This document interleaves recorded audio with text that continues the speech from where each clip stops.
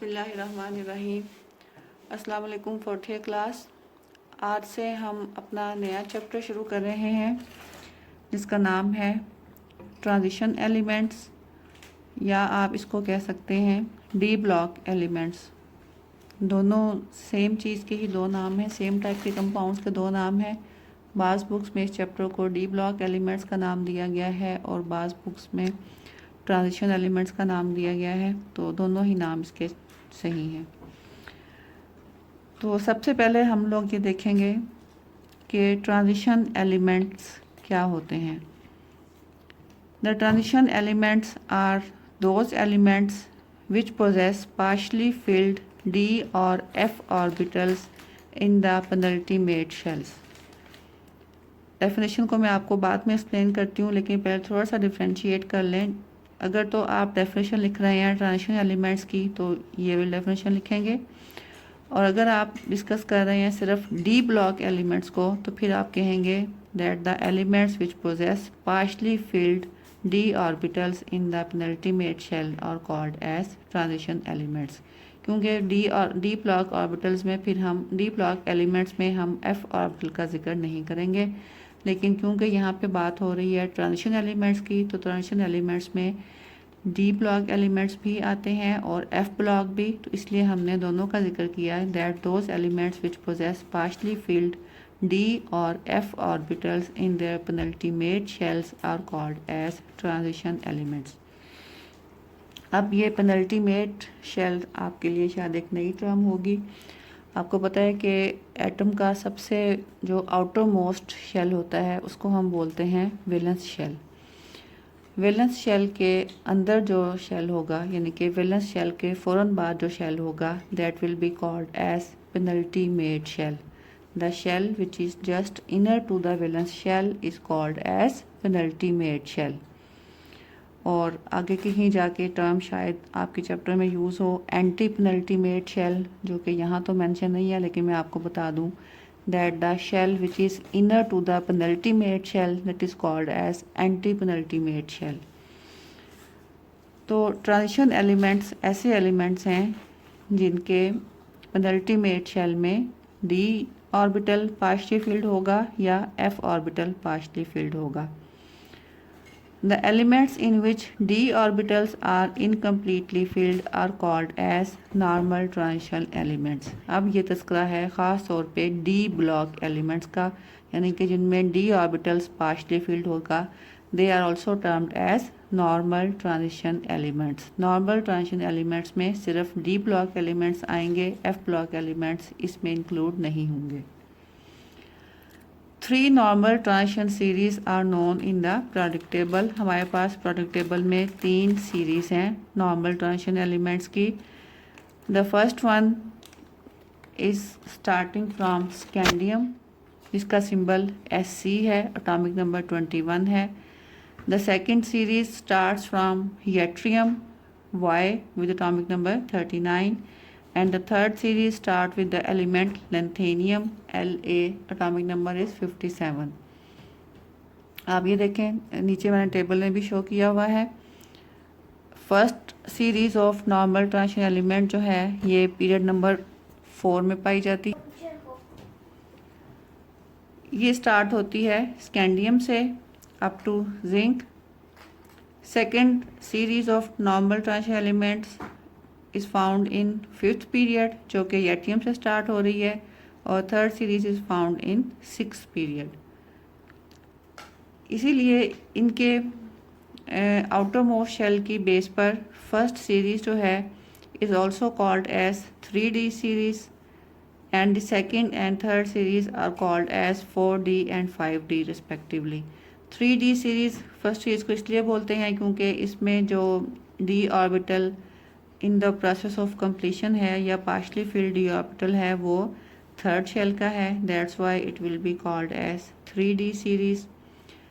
और second series में D orbital जो है वो फोर्थ शेल से बिलोंग करता है, that's why it is called as 4D series. और जो आपकी थर्ड सीरीज है उसका जो डी सब शेल है partially filled D sub shell वो फिफ्थ शेल से बिलोंग करता है, that is also called as 5D series. तो जब हमने डिफाइन किया है ट्रांजिशन एलिमेंट्स को कि ऐसे एलिमेंट जिनमें d ऑर्बिटल्स पार्शली फिल्ड हैं they are called as transition elements, तो इस सीरीज़ में कुछ ऐसे एलिमेंट्स भी हैं जो इस डेफिनेशन के क्राइटेरिया को फुलफ़िल नहीं करते हैं। फॉर एग्ज़ाम्पल आप ये देखें, कॉपर 29 इसका एटॉमिक नंबर है, इसकी ट्रांजिशन इसकी इलेक्ट्रॉनिक कॉन्फ़िगरेशन ये बनती है 1s2 2s2 2p6 3s2 3p6 3d10 and 4s1। तो अगर बाय डेफिनेशन आप देखें तो इसमें 3d में 10 इलेक्ट्रॉन्स हैं, इट मीन्स 3d सब शेल जो है वो इसका कम्प्लीटली फिल्ड है। तो ये पार्शली फिल्ड तो नहीं है, क्योंकि हमने तो कहा कि ट्रांजिशन सीरीज में d सब शेल जो है वो पार्शली फिल्ड होगा, जबकि इसका d सब शेल जो है वो कम्प्लीटली फिल्ड है। तो बाय दैट डेफिनेशन हम ये कह सकते हैं कि कॉपर जो है वो अपनी ग्राउंड स्टेट में ट्रांजिशन एलिमेंट्स में या ट्रांजिशन मेटल्स में इंक्लूड नहीं होता according to that definition. But why do we include it in the transition elements? The reason is that copper in the ionic state shows incompletely filled d subshell. That's why we can include it in the transition elements. So यहाँ पे हम लोग अपने definition को थोड़ा सा modify कर सकते हैं। Broadly speaking, we can say that the elements in which d or f orbitals are in the process of completion in the form of atoms or ions, they will be called as transition elements. तो इस definition के लिहाज से हम ये भी कह सकते हैं कि elements like zinc, cadmium, mercury, they can also be included in the transition elements, although they have a completely filled d subshell, but still they are included in the d block elements, zinc, cadmium and mercury. अब हमने next देखनी है general characteristics या properties of D block elements की। ऐसी कौन सी properties हैं जो कि डी ब्लॉक एलिमेंट्स शो करते हैं? वन बाय वन हम इन प्रॉपर्टीज़ को डिस्कस करेंगे।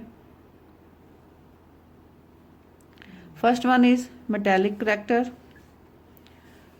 All the transition elements are metal in nature.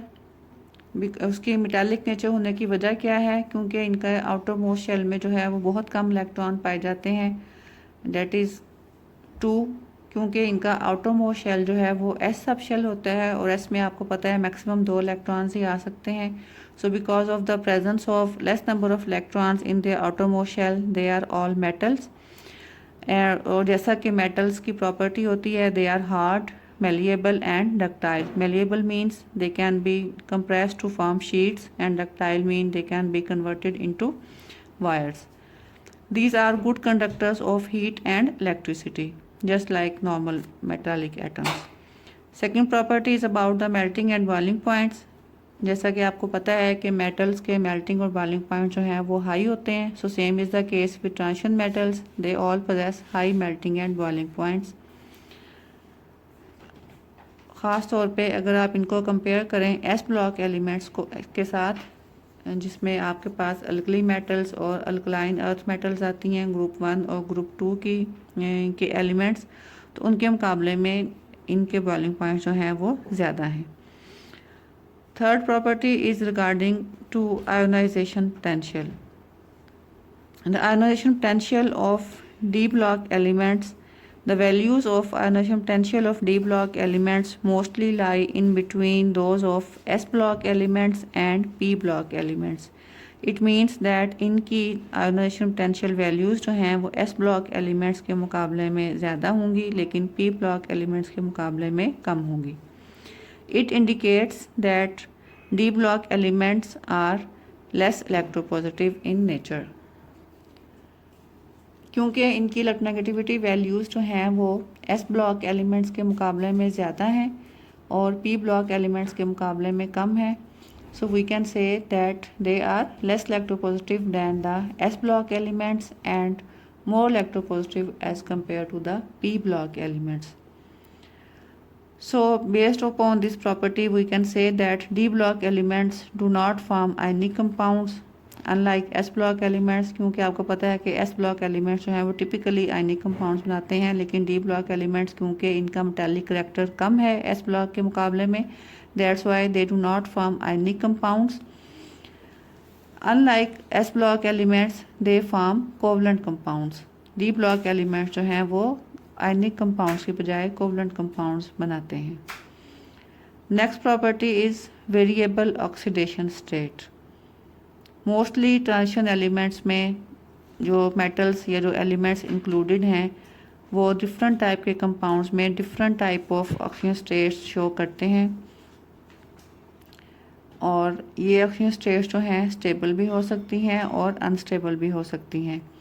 Different oxygen state show करने की रीज़न क्या है कि जब एलिमेंट अपना आउटर मोस्ट शेल यूज़ करता है बॉन्डिंग के लिए, दैट इज़ NS शेल, तब तो इसकी ऑक्सीजन स्टेट जो है वो मैक्सिमम 2 ही होगी, क्योंकि S में 2 इलेक्ट्रॉन्स हैं। लेकिन in most of the compounds these elements also use the electrons which are found in the inner shell, that is D sub shell, और वो जो D सब शेल है it will be called as N-1, क्योंकि अगर N जो है वो इनका वैलेंस शेल का शेल नंबर है, तो जाहिर है कि डी सब शेल जो है वो हमने बात की कि वो इनर शेल का सब शेल है, तो उसका नंबर जो है क्वांटम नंबर वो N-1 होगा।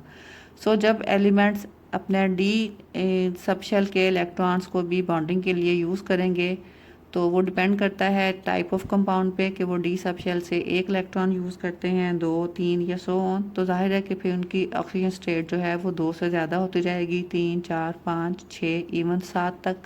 आपको पता है कि मैंगनीज़ ऐसा ट्रांजिशन एलिमेंट्स है जो कि +1 से लेकर +7 तक तमाम ऑक्सीजन स्टेट्स में पाया जाता है डिफरेंट टाइप के कंपाउंड्स में।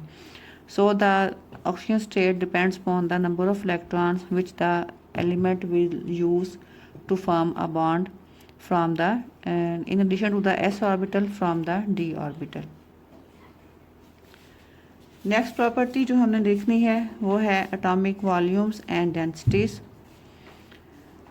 Atomic volumes of transition metals are much lower than those of alkali and alkaline earth metals. इनके atomic volume जो हैं यानी कि वो S block elements के मुकाबले में कम है।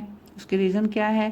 Because the inner orbitals get filled, the increased nuclear charge pulls the electronic clouds inwards, that's why the volume of the atom decreases.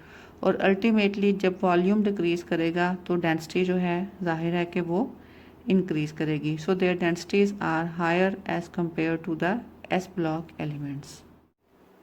Last property discuss करेंगे ट्रांजिशन एलिमेंट्स की, that is their atomic and ionic radii.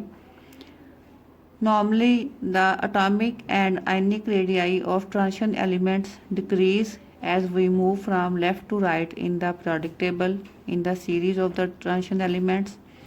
जैसा कि ये trend जो है वो हम आम एलिमेंट्स में भी देख चुके हैं इससे पहले पिछले चैप्टर में।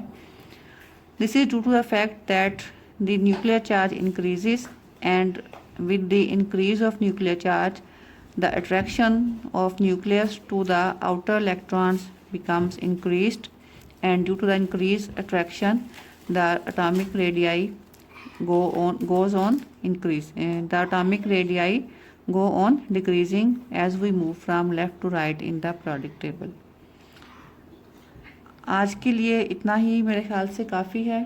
कुछ प्रॉपर्टीज़ अभी मज़ीद बाकी हैं इन ट्रांजिशन एलिमेंट्स के हवाले से, इनको हम इंशाल्लाह अपने नेक्स्ट लेक्चर में डिस्कस करेंगे। अब टिल देन अल्लाह हाफिज़।